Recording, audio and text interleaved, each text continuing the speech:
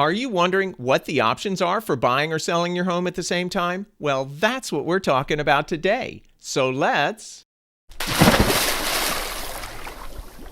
dive right in.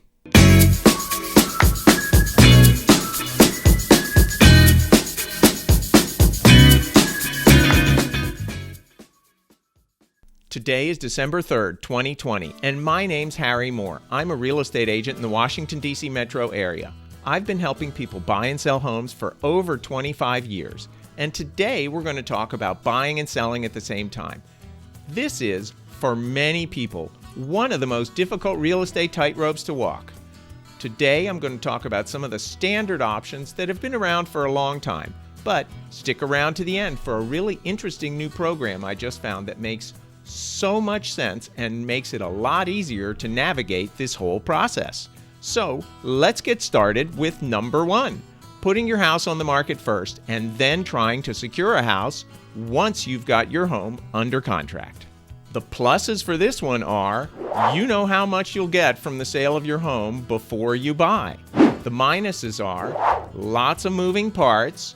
Will you be able to find the right home in the time frame that you need? And in today's low inventory market, that's a big question mark. Then you have to prep your house while you're out shopping for your new one, trying to narrow down the neighborhood, learning the market, seeing what's on the flow of inventory. And don't forget, you still have a job and you've got all the other things you got to do in life. It's a lot of balls up in the air. Number 2, writing an offer contingent on the sale of your house. You might think, well, that's not a problem. My house is going to sell quickly, so the seller should be okay with that. Well, here are the pluses. You can wait until you've found your next house to sell, so that gives you flexibility.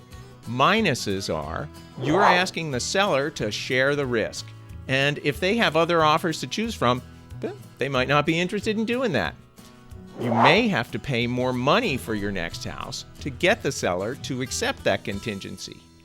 And you'll have to get your house on the market in 7 to 14 days if the seller accepts your offer. On top of that, another offer might come in and kick your offer out at any time. Number 3, sell your house first. Settle on it, get your money, move into some sort of rental situation or other housing alternative, and then go out and find your new property. Well, clearly the pluses are you'll have the money from the sale of your home in your pocket, so you know that you're a strong buyer. Minuses, you have to move twice. That is a lot of work and money and just a great big hassle. And you have to find a rental situation or a housing situation that works for you in terms of location and timing and all that kind of stuff. More money and hassle. Number 4, get a bridge loan. A bridge loan is a mortgage that helps you cover the purchase of the new home while you're still making the payments on your present one. So it bridges the gap. Pluses are flexibility on your timing, and you don't have to live through the preparation of getting your house ready to put on the market and having people tromp through there while it is on the market. Minuses.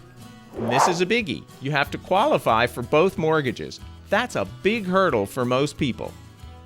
You have to carry both mortgages for a while, maybe a couple of months. There are fees involved, and there's more paperwork. Getting a regular mortgage is plenty of paperwork, and you just have to add to that with a bridge loan. Number 5, market your present house with a contingency for what's called an owner's home of choice. So what that means is that in the multiple listing system, it's advertised with the fact that a contract from a purchaser would have to be contingent on you finding a home that you want to buy. Well, the pluses are it gives you the time and flexibility you want. The minuses are you have to find a buyer who's willing to take that contingency. It's a lot of risk for them, and there aren't many buyers who would be interested in something like that. Less interested buyers means you may not get the best offer for your home, and that could translate into lower sales price and a more difficult transaction. Number 6, find an investor buyer.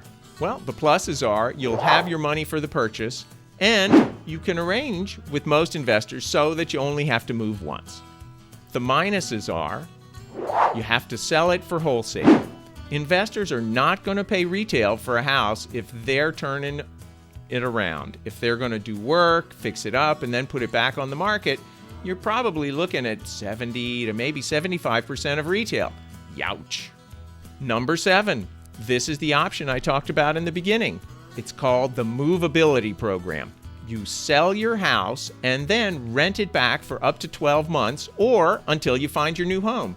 Then you move, prepare your old house for the market, and sell it at full market value. No discount. Pluses, it gives you the flexibility so you can wait and find the right home and move in your time. You don't have a mortgage on your present home, so qualifying for the loan on the new home is much easier. You can prepare your old house for the market so it's in top condition, and you don't have to live through the renovations. You can sell your house without having to live in it. And you can sell your house for full market value. Minuses.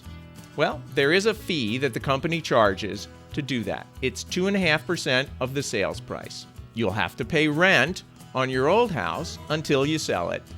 And there are some extra closing costs. If you're interested in more information about the movability program, and if you'd like to see if it might be a good fit for you, you can click on the link below to read more, or you can feel free to reach out to me. We can set up a quick call, talk a little bit about the details, and see if it might be something that you're interested in. If you'd like to see more videos about the whole home selling process, you can click on the link, and that'll take you to my home sellers playlist. And if you'd like to subscribe to my channel, click over there. I hope you have a good rest of your day. Take care, and I'll see you on the next video.